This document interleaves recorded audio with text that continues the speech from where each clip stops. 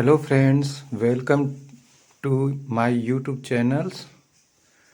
आज आप in figure को देखें तो आप समझ जाएंगे कि हम आज किस टॉपिक पे डिस्कस करने वाले हैं। आप बिल्कुल सही समझ रहे हैं, बोट का आईपीओ आने वाला है। अभी इसका आईपीओ डेट अनाउंस नहीं हुआ है, लेकिन कुछ दिनों में ये अनाउंस हो जाएगा। हम यहाँ पे बोट का कंप्लीट एनालिसिस करेंगे। इसके बारे में छोटी छोटी बातों से लेकर बड़ी बड़ी बातों तक सब कुछ जानेंगे।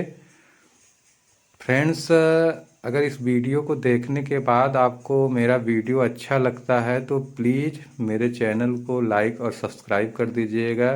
यार, इस तरह के क्वालिटी कंटेंट बनाने के लिए बहुत मेहनत लगता है। अगर आप मेरे इस क्वालिटी कंटेंट के बदले मुझे अप्रिसिएट करना चाहते हैं तो प्लीज़ मेरे चैनल को सब्सक्राइब ज़रूर कीजिएगा।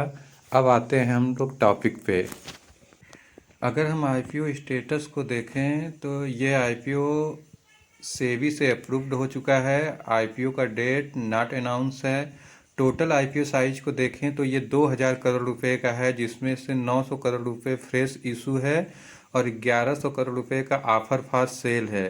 Number of share for IPO not announced है। इशू प्राइस देखें तो अभी अनाउंस नहीं किया गया है। आईपीओ की लिस्टिंग होगी एनएससी और बीएससी पे। इसकी फेस वैल्यू 1 की होगी। अब हम कंपनी के बारे में जान लेते हैं। Boat imagine marketing limited brand has become a sensation in India with its affordable digital wearable products, established itself as a market leader in value and volume across multiple categories। यानी boat imaging marketing limited India का एक brand है जो इसमें भारत में sensation बना हुआ है। वेयरेबल प्रोडक्ट ये स्टेबलाइज करते हैं और ये मार्केट लीडर हैं वैल्यू के मामले में और वॉल्यूम के मामले में, और मल्टीपल कैटेगरी में ये अपना पकड़ रखते हैं। The company received SEBI approval for 2000 crore IPO last year and plans to hit the capital market soon. इनको 2000 करोड़ रुपए का आईपीओ लाने का पिछले साल ही अप्रूवल सेबी से मिल चुका है और ये बहुत जल्द ही मार्केट में आने वाले हैं। In this article, we will review the boat IPO and determine whether you should subscribe to it or not। इस आर्टिकल के द्वारा हम लोग बोट आईपीओ की रिव्यू करेंगे और जानेंगे कि यह आईपीओ आपको सब्सक्राइब करना चाहिए या नहीं करना चाहिए। यदि इनके डिटेल्स को चेक करें तो boAt filed it draft red herring prospectus to raise 2000 crore through an IPO on January 27, 2022 and receive approval from SEBI on April 30, 2022।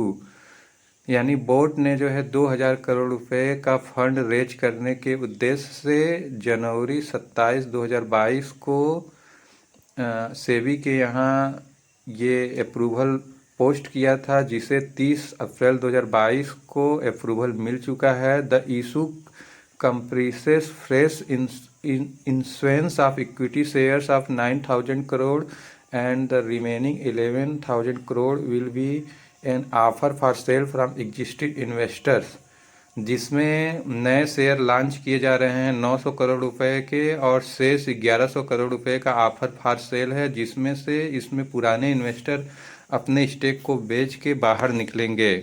Company के ओवरव्यू को देखा जाए तो the parent company of boAt is imaging marketing leader, founded in 2013 by Aman Gupta and Sameer Mehta and launch in flagship brand boAt in 2014। Vivek Gambhir, the company CEO, has over 28 years of experience including with Godrej consumer products limited.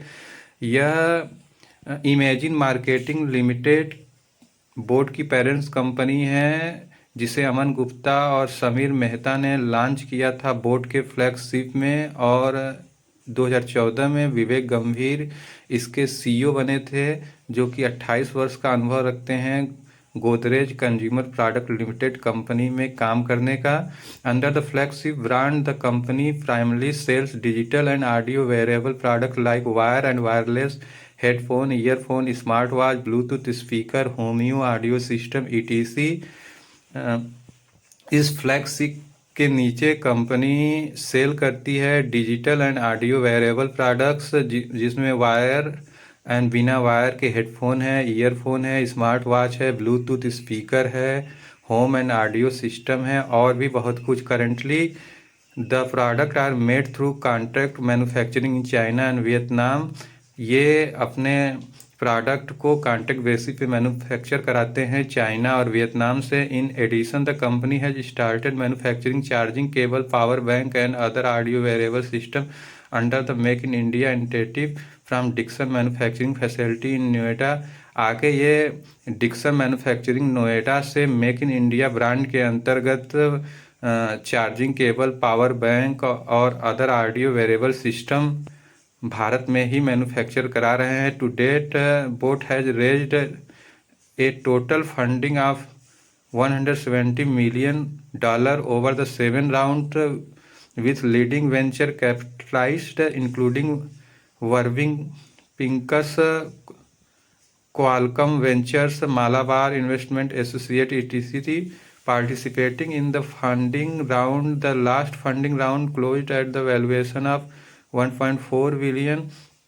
Aman Gupta and Samir Mehta hold 28.26 stake in the company. South Lake is the largest shareholder with 36.48% and Qualcomm Venture has 2.6 stake in the company. Boat has made two acquisitions, Kaha Pate, an innovative wearable technology company, and TAG, a technology driven lifestyle brand।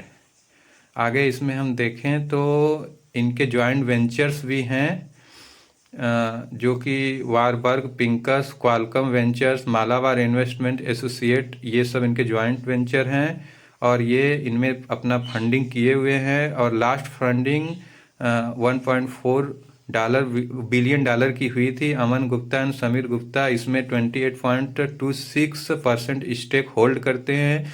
South lake नाम के एक share holder हैं जो 36.48% share hold करते हैं। Offer for sale में South Lake company shareholder ही यहाँ से निकलेंगे एंड क्वालकम वेंचर्स 2.6% स्टेक इस कंपनी में होल्ड करते हैं। और बोट ने दो एक्विजिशन भी किया है, कहा पटे जो इनोवेटिव वेरिएबल टेक्नोलॉजी कंपनी है एंड टाग जो कि technology driven life style brand company थी, इनका इन्होंने अधिग्रहण भी कर लिया है। फ्रेंड्स आगे इनके अगर हम नेट प्रॉफिट को देखें तो फाइनेंशियल ईयर 18-19 में 8.03 करोड़ का प्रॉफिट था, जो फाइनेंशियल ईयर 19-20 में 47.79 करोड़ हो गया और 2021 में ये बढ़कर 86.53 करोड़ पहुंच गया था और 21 और 22 में थोड़ा सा डिक्लाइन होकर 68.7 करोड़ तक पहुंच गया है। वहीं हम इनके रेवेन्यू की बात करें तो इनकी रेवेन्यू लगातार बढ़ती जा रही है। फाइनेंशियल ईयर 18-19 में 226 करोड़ की रेवेन्यू थी और जो कि 19-20 में बढ़कर 610 करोड़ की हो जाती है और 2021 में 1320 करोड़ की हो जाती है और 21-22 में 2886 करोड़ की रेवेन्यू हो गई। यानी इनके रेवेन्यू देखा जाए तो इनका रेवेन्यू चार्ट काफ़ी शानदार है। बहुत सारे मीडिया रिपोर्ट्स को देखें तो यहाँ पे उनका कंक्लूजन दिया है कि boAt reported a 117.5% increase in total revenue to 2886.4 crore in financial year 22 from 1320.3 crore in financial year 21। यानी फाइनेंशियल ईयर 21 के मुकाबले फाइनेंशियल ईयर 22 में इनका जो रेवेन्यू है 117.5% की दर से इंक्रीज किया है। However profit the dip to 68.7 crore in financial year 22 down from 86.5 crore in financial year 21। वहीं पे इनका प्रॉफिट फाइनेंशियल ईयर 21 के मुकाबले फाइनेंशियल ईयर 22 में डाउन हुआ है as the procurement cost outpaced revenue growth. The audio segment is the cash cow, the board generating the most revenue of any product category। दूसरे product category की अपेक्षा जो audio segment है इनका ज़्यादा कैश जनरेट कर पा रहा है। Audio product sales accounted from 2276 crore in financial year 22 and 1228.5 crore in financial year 21, accounting from 80% of revenue.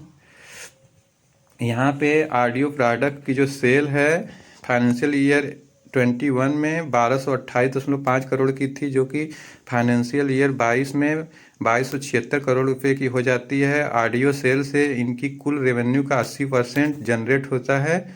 According to a report from international data corporation, the startup market share of 32.1% in India variable market in Q3 2022।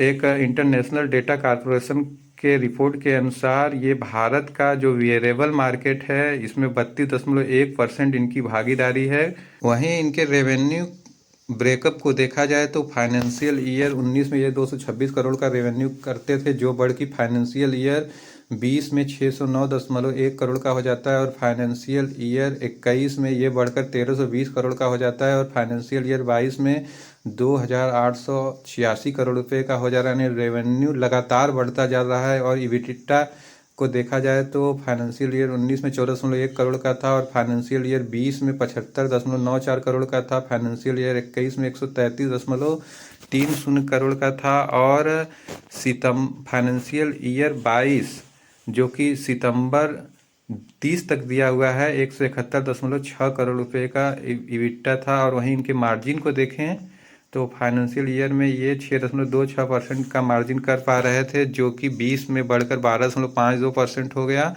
और 21 में इनका financial year dip हुआ और 10.24% रहा। और फिर financial 22 जो कि सितंबर 30/21 तक ही दिया हुआ है 11.20% रहा है। प्रॉफिट आफ्टर टैक्स की बात करें तो फाइनेंशियल ईयर 19 में 8.03 करोड़ का टैक्स था, प्रॉफिट था, जो कि फाइनेंशियल ईयर 20 में 47.79 करोड़ रुपए का हो जाता है, और फाइनेंशियल ईयर 21 में ये बढ़कर 86.53 करोड़ का हो जाता है, और फाइनेंशियल ईयर 22 में ये बढ़कर 68.7 करोड़ रुपए का रहा। वहीं इनके ईपीएस पर नज़र डालें तो फाइनेंशियल ईयर 19 में ये 80 पैसे का ईपीएस जनरेट कर पा रहे थे, जो कि फाइनेंशियल ईयर 20 में बढ़कर 4.78 रुपये का हो गया, और 21 में 8.53 रुपये का हो गया, और फाइनेंशियल ईयर 22 जो कि जिसका डेटा सितंबर 30 तक ही दिया हुआ है 11.77 का ईपीएस रहा। फ्रेंड्स, इनका सेगमेंट वाइज रेवेन्यू अगर देखा जाए तो ऑडियो सेल से ये फाइनेंशियल ईयर 19 में 216.8 करोड़ रुपए का रेवेन्यू जनरेट करते थे, जो फाइनेंशियल ईयर 20 में बढ़कर 594.70 करोड़ रुपए हो गया, और फाइनेंशियल ईयर 21 में ये बढ़कर 1228.573 करोड़ रुपए हो जाता है। वहीं फाइनेंशियल ईयर 22 की बात करें, जिसका डाटा सितंबर 30 2021 तक का ही दिया हुआ है, 1286.79 करोड़ रुपए रहा। और वही हम वेरिएबल प्रोडक्ट्स की बात करें तो ये 19-20 में इनका ये स्टार्ट नहीं हुआ था इस सेगमेंट में।